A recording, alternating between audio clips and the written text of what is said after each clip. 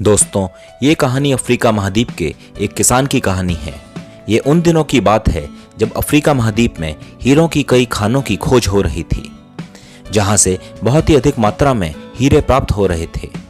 वहां के एक गांव में रहने वाला एक किसान अक्सर उन लोगों की कहानियां सुना करता था जिन्होंने हीरों की खान खोजकर अच्छे पैसे कमाए और अमीर बन गए।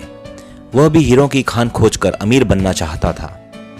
एक दिन अमीर बनने के सपने को साकार करने के लिए उसने अपना खेत बेच दिया और हीरों की खान की तलाश में निकल पड़ा। अफ्रीका के लगभग सभी स्थान छान मारने के बाद भी उसे हीरों की कोई खान नहीं मिली। समय गुजरने के साथ उसका मनोबल गिरने लगा। उसे अपना अमीर बनने का सपना टूटता दिखाई देने लगा। वह इतना हताश हो गया कि उसके जीने की तमन्ना ही समाप्त हो गई और एक दिन उसने नदी में कूदकर अपनी जान दे दी। दोस्तों, कहानी यहाँ खत्म नहीं हुई बल्कि कहानी यहाँ से शुरू हुई।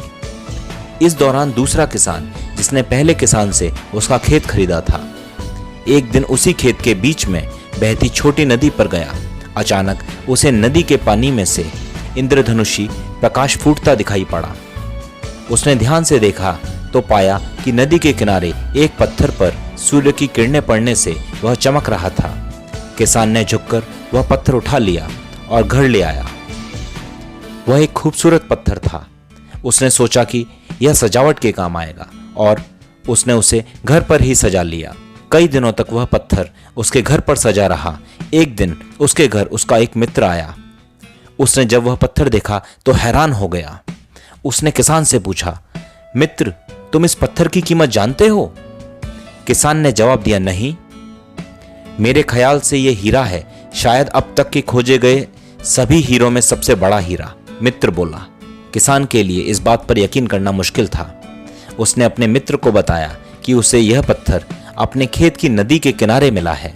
वहां ऐसे और भी पत्थर हो सकते हैं। दोनों खेत में पहुंचे और वहां से कुछ पत्थर नमूने के तौर पर चुनकर उन्हें जांच के लिए भेज दिया। जब जांच की रिपोर्ट आई तो किसान के मित्र की बात सच निकली। वे पत्थर हीरे ही थे। वह उस समय तक खोजी गई सबसे कीमती हीरे की खदान थी। उस खदान का नाम किम्बरले डायमंड माइंस है। वो किसान उस खदान की वजह से मालामाल हो गया। पहला किसान अफ्रीका में दर दर भटकता रहा और अंत में जान दे दी, जबकि हीरे की खान उसके अपने खेत में उसके कदमों तले थी। दोस्तों, इस कहानी में हीरे पहले किसान के कदमों तले ही थे, लेकिन वह उन्हें पहचान नहीं पाया और उनकी खोज में भटकता रहा। ठीक वैसे ही हम भी सफलता प्राप्ति के लिए अच्छे अवसरों की तलाश में भटकते रहते हैं।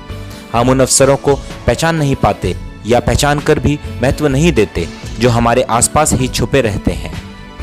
जीवन में सफल होना है तो आवश्यकता है बुद्धिमानी और परख से उन अवसरों को पहचानने की और धैर्य से अनवरत कार्य करने की। सफलता निश्चित ही मिलेगी। धन्यवाद।